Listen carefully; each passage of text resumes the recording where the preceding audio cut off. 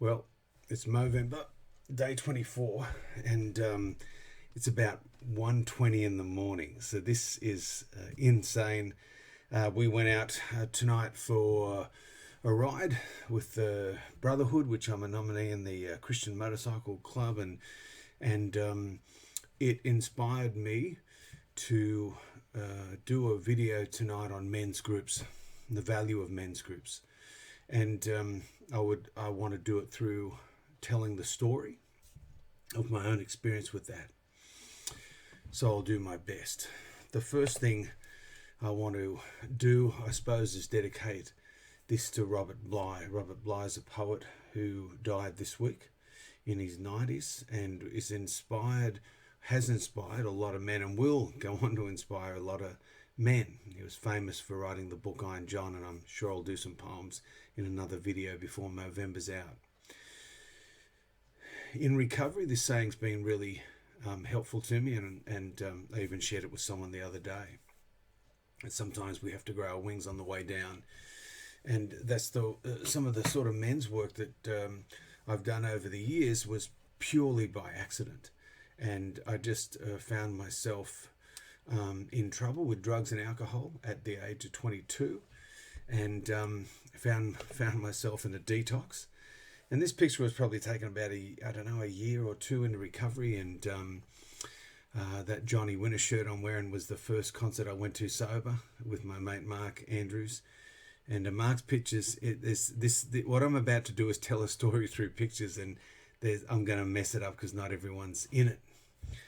Mark was the mate of mine that I think I'll do one on music, and Mark will feature in that. But Mark came with me as my sober buddy to that Johnny Winter concert at Selena's. I really didn't know what life was going to be like sober. I escaped from the earliest of ages through alcohol and numbed out through it. So when I got sober, I didn't know if life was going to be fun, if I was going to enjoy myself. I had no idea. I thought the party was over, but I knew I couldn't go back, so I had to go forward. And so going to 12-step meetings got me into conventions and unity days and things. I'd never done anything like it. I didn't even know what a 12-step fellowship was, but I found a community of people. I'm not going to identify that community throughout this video because of anonymity, but what I'm going to talk about is the connection that I got with men.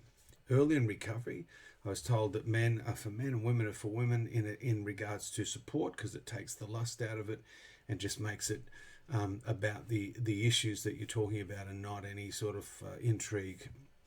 And so it began this journey. And this next picture was one of the places we started to use was Stanwell Tops Christian Conference Centre. It still features in my life. It'll feature throughout this pictorial, and that's on a rock at this cliff face that looks down to Stanwell Park Beach. I made my way into a drug and alcohol fellowship, but ended up a couple of years into recovery seeing a counsellor who introduced me to the work of Pia Melody and John Bradshaw, and to my real story, which was that I was adopted from an alcoholic mother into a family of where my mother became mentally ill, and it's had a very destructive impact on myself and my adopted sister. And so I ended up in Codependence Anonymous as well. And so we had this idea to run a retreat. And there was about 26 people, 20 women, 6 guys. There was a lot more women in those fellowships than men. So we thought one of the things we'd do is just have a men's meeting and a women's meeting and see what happens. So on the Saturday morning, we thought we'd have a meeting at 10, 2 hours long, come back and have lunch and do something in the afternoon.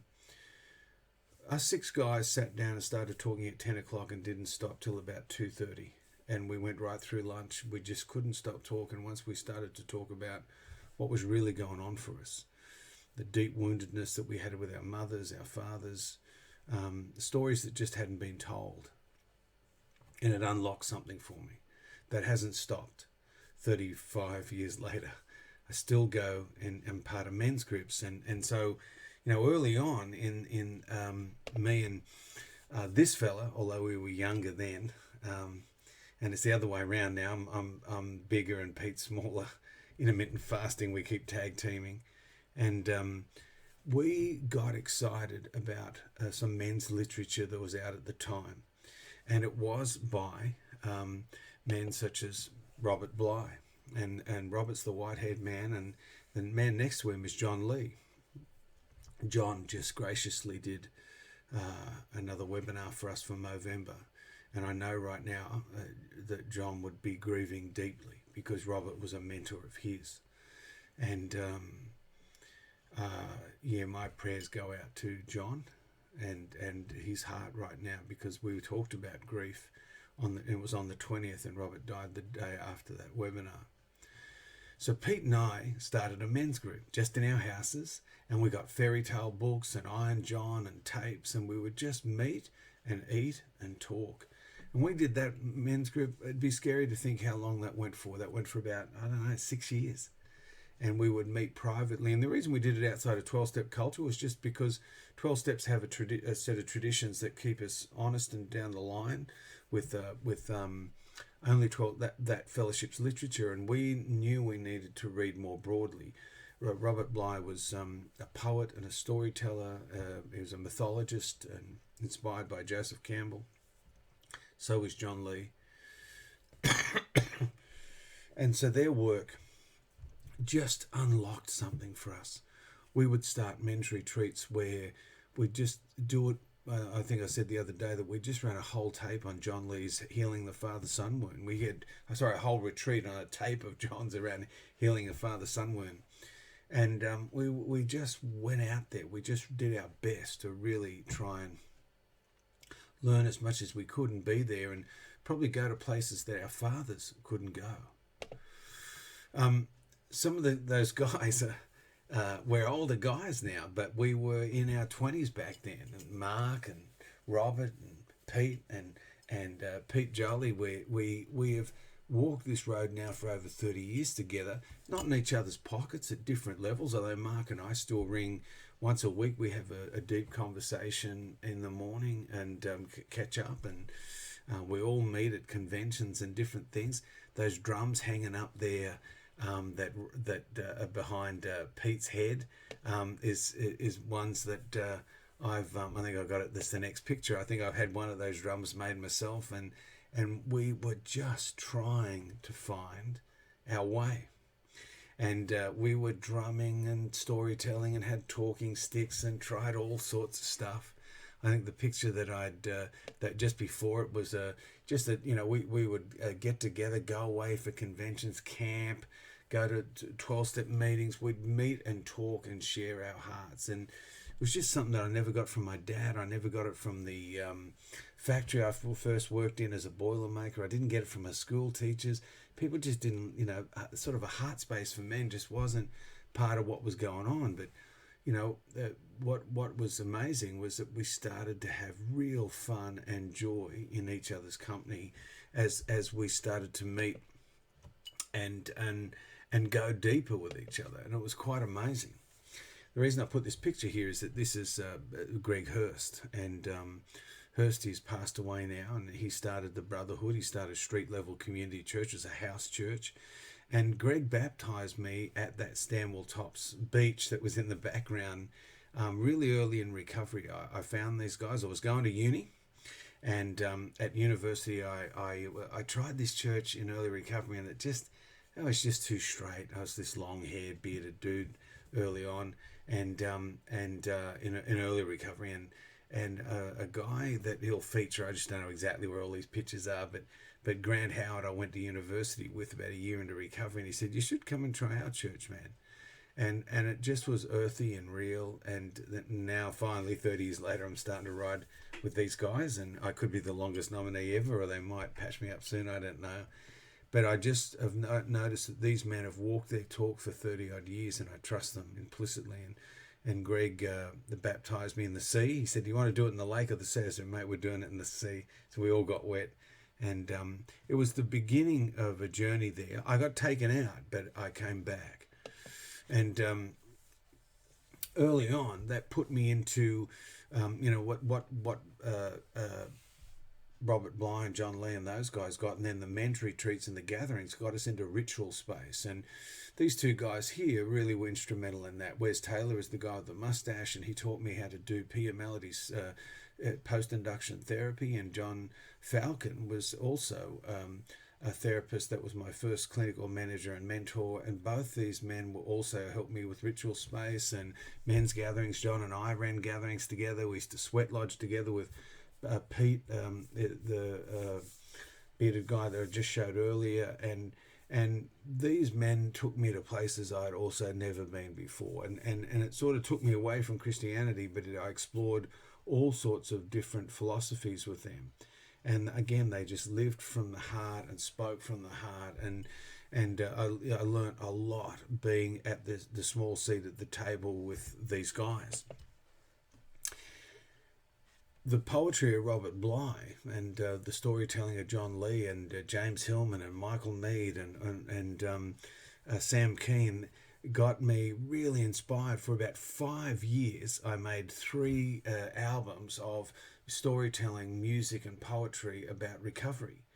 And I might always threaten to maybe bring these things back and put them on at least an MP3 so people can download them from the website. But it was bold. I would walk into rehabs with a guitar and a poetry book and do 2-hour workshops. And I don't think I could do it today. It's too real, too confronting. But it was a real period in my life. I don't think my wife lets me get away with the long hair and the Fabio look. But anyway, at the time it seemed to work. And in actual fact, where the white jeans and the coloured shirts and all that come from is I grew up in the western suburbs of Sydney, and I just wore, not there's anything wrong with this, but I wore black stretch Lee jeans in summer and rock and roll shirts, and I just wanted to try something different. And I'd moved to the Blue Mountains, and I was doing African drumming, and I was dancing, and we started another men's group up there, and it was the second sort of phase that this was sort of part of for me. And we started a men's group up there. There's a couple of women there. They did come and join our drumming group, but we said you have to put mustaches on and dress as men. And we had a men's group, and we'd meet every Sunday night at different people's places, and we would share stories, and we would support each other, and again, just live from the heart. And we just had an incredible time, and we started a drumming group, and everyone in the Blue Mountains used to like dressing up as Africans. And I thought, well, we're British, we're in the Commonwealth, so we used to scour all the op shops for safari suits and just go out and go in festivals and different. It was crazy, but we had a lot of fun, and we weren't letting our shame stop us from just expressing ourselves. And sort of one of the things that Robery Bly talked about was the bizarreness, letting that sort of spirit out, and that's what we did. And it was for all of us there a real amazing time. I think the one fella there with the shorts on is not with us anymore, God bless him, but everyone else in that picture there it helped us. But me and Dave and Rod just certainly remained friends, and I'll point them out as we go through. That period was amazing. I met Gary up there. I went to a Sai Barber Centre, and we've become old friends, and still are. And I love him. He's a very gentle soul. I'm a crazy whirlwind, but Gary's a very gentle fella. Nearly died. He died for 12 minutes. He was passed out, and his wife and son CPR'd him a couple of years ago, and he's still with us. And I wouldn't have had that sort of friendship if I wasn't in a men's group, if I wasn't in a 12-step life, and had learnt to sort of share myself. And we've been, I was close to his son when he was little, and it was him and his wife Susie. I'm telling the masculine story here, but there's so many sisters in all of this that just as important. But as I was going through these pictures, I thought, what's this story? So when I was up the mountains, I would play guitar with Gary. I'd sing bhajans. We'd go and it was a very gentle relationship that still is lifelong. We're still together and friends, and I think they're coming down for Christmas and having Christmas here, and I'm really looking forward to that. Around the same time, I started stepping outside of the 12-step world and that sort of psychotherapeutic retreats, and I ended up in a thing called the Australian and New Zealand men's leadership gathering. Now there's a bunch of New Zealanders that should be in these pictures, and there's some people from Western Australia that should be in it, and but we had gatherings all around the country in New Zealand. Now the guy in the middle is John Finn, and Greg Snowden, who's the white kangaroo. He's passed now. But this was taken to the top of the walls of Jerusalem in Tasmania. We were down there doing a gathering, and we hiked for a couple of days, and just again spending time with each other, and we did a lot of shadow work. It was we did a lot of Robery Bly had written a book called the Little Book of the Human Shadow, and Bradshaw was talking about shadow work. Carl Jung was talking about shadow work, and we were looking at the defects, the characters, they call them in 12-step worlds, and we were looking at that shadow side of our own personalities and taking real risks, crazy risks with each other, revealing who we were and accepting who we were, and it's an irreplaceable time now for me. John just had, I think it's his 70th birthday, or was it 60th? John, sorry if it's your 60th, dude. I'm crazy, you know that. But we had a Zoom meeting because of COVID, and I used to love going over there. I found the New Zealanders much more cohesive than we were. We were sort of so separated, but they used to meet down at the Tahara Centre, and Vivian Hutchinson and Rex McCann, and those guys were just legends to me. And it gave me again a place. There's some pictures here I can't show where we did some crazy stuff with toilet paper on fire at the Tahara Centre with some shadow work at the end of a workshop, and Vivian Hutchinson would sing Tiny Tim songs. It was just they just taught me so much. And their heart politics gatherings where they really just sit on the edge of conversation, and I would watch people like Vivian Hutchinson and Rex McCann sort of milk the audience for the wisdom that was there. I'd never seen anyone do anything like that. And so this period, that was about a 10-year period where I would go to these gatherings all around Australia and in New Zealand, and it just unlocked something for me because it was outside a 12-step world, and I learnt so much from these guys. I started to throw some of these pictures in. Alan and Steve I've known for 33 years. I think Steve was there right from the beginning, and we're still friends, still hang out with each other, still support each other, and there's going to be a few of those pictures where I just thought, I got to put these people in it. The guy who's got his arm around me there was the guy that answered the first outreach call I made when I chose to call for support instead of reach for a bottle or a bong, and he answered the phone, put me to sleep. He was the first person that really helped give me some peace where there was chaos, and there's other guys in that picture there that I've known for over 30 years, especially Tim Morris there with the beard and the hat. We've just again walked that narrow road of honest, heartfelt communication with each other that comes from men's groups, and being in a group where you take risks for each other and talk about who you are. I mean, in this picture, there's one newbie there, Jason, and it's always good to have new guys come along, but Al and Pete and Mark and Tony, again, all relationships that are now 30 years old, and we've supported each other that whole time, and still continue to do it. I'm still, as I said, still talk to all of these guys, and Al just turned 60, and we're going to get up there after sort of COVID lockdowns, just stop where I take my kids up there. He's taught them to do a bunch of stuff we can't say here really, and wilderness stuff, and the friendships and the heart space continues. I think that we will be there till our last breath.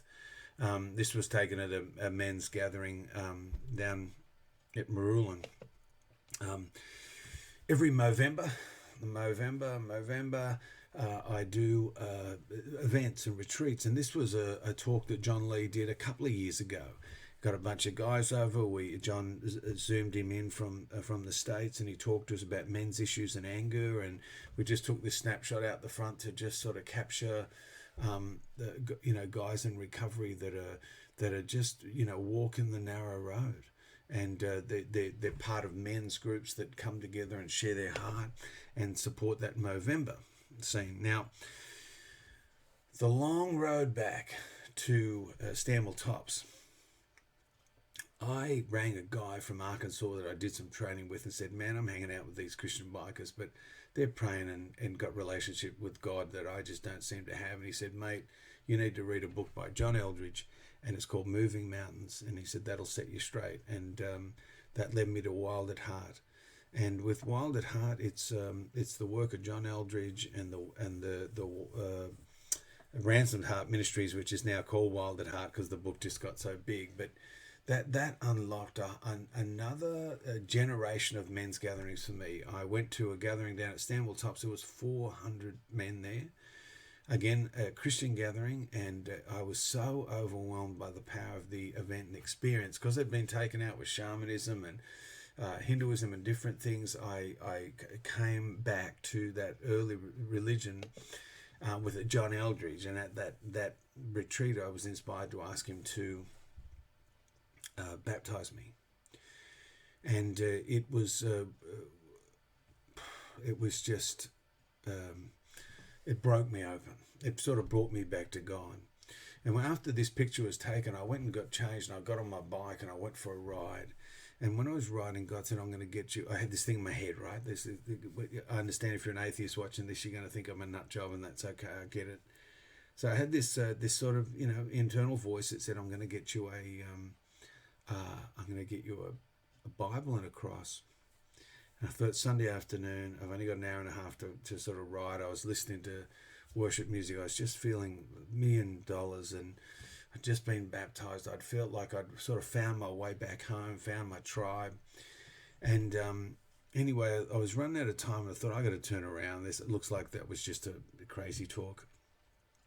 So I saw these bikes down this side street where I wouldn't have seen it if I wasn't going to turn around. And so I parked there. I thought, I'll get something to eat. And as I parked, I looked across, and there was a bookstore there. And the bookstore said, open tomorrow, but the door was open.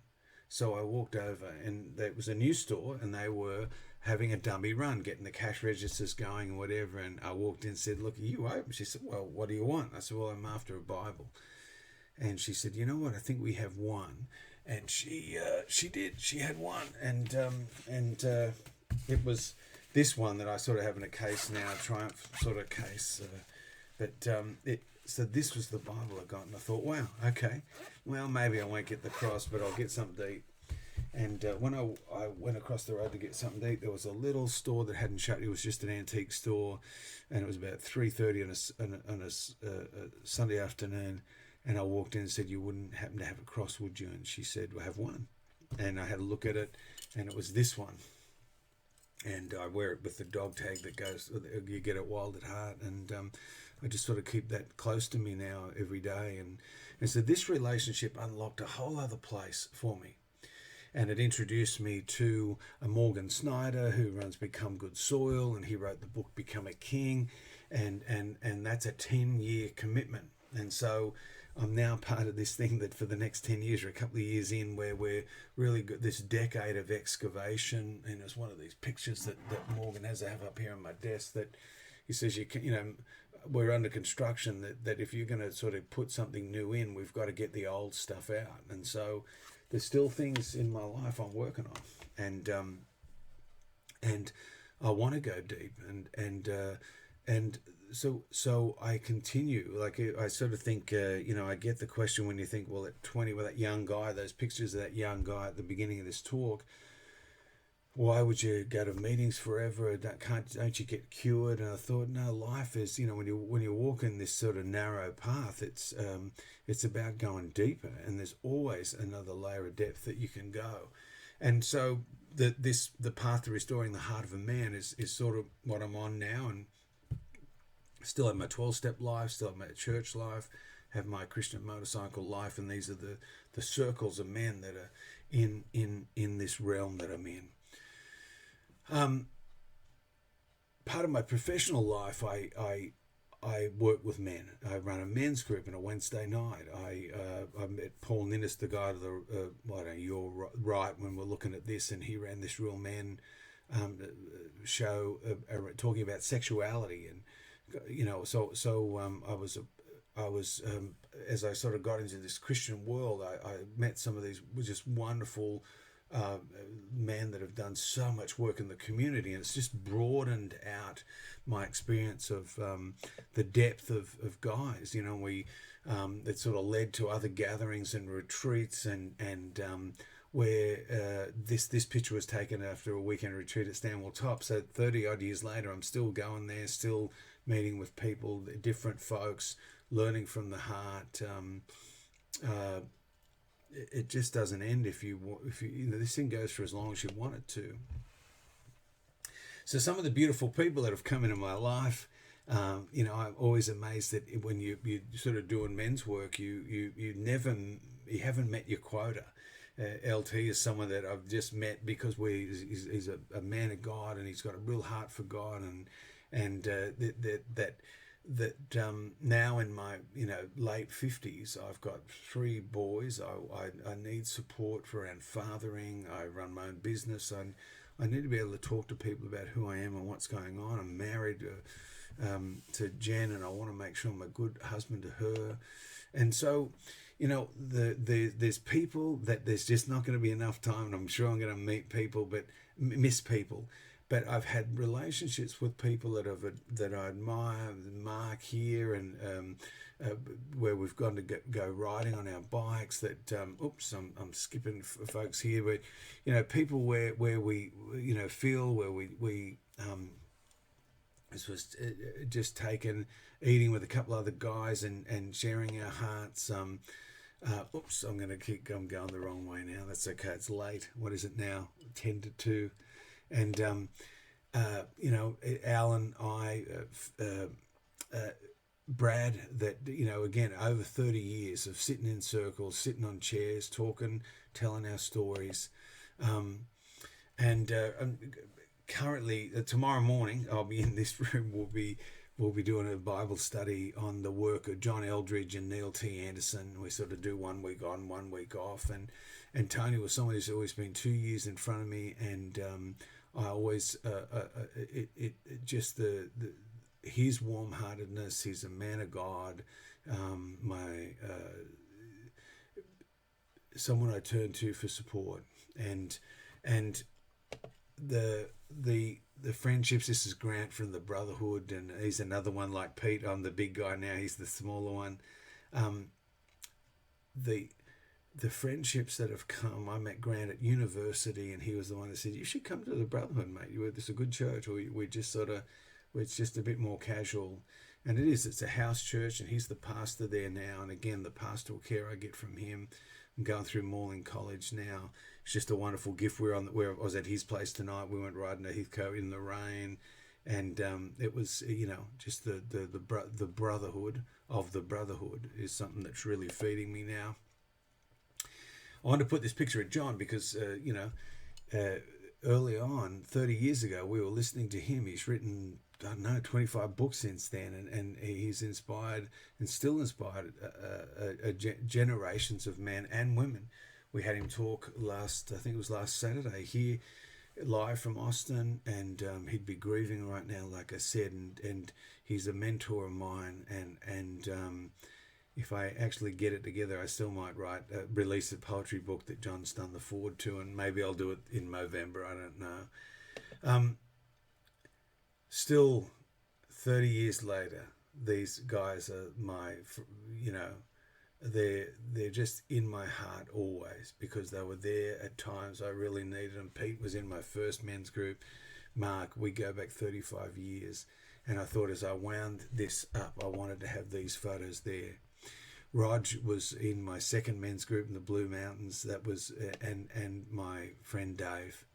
And they were in that drumming group pictures that we had. And even though I'm down here now, sort of busy with kids and business and family, we still keep in touch. And man, we used to meet and for years. That group went for, I think, 9 years or 7 years. And we kept meeting for retreats after that.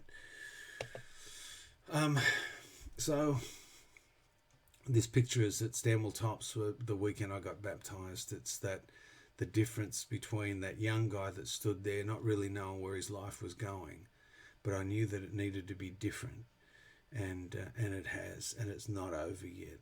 So if you're considering a men's group, if you've even stayed in this video this long, good on you. This is pretty self-indulgent. But if you've stayed in this video this long and you're thinking about men's groups, it's scary, but life's scary. Life is a contact sport. And so it was just, I wish my dad could have told me you don't have to do life on your own. You can form deep friendships with people that you're not in competition with, that want to support you, that want to look out for you. So I hope that you can take a risk and find a group that's right for you. There's some wonderful books on men's stuff. If you want to start somewhere, start with Steve Biddulph's New Manhood. Great Aussie author. And I'll finish with a Bly quote. Where a man's wound is, that is where his genius will be. So please, I hope this has just been my story, to part of my story at least anyway, to inspire you to find your own path. And I'm going to wind this one up with be gentle with your heart. I'm going to try and upload this, and it'll probably be there for the morning, but I look forward to seeing you in the next video. Take care.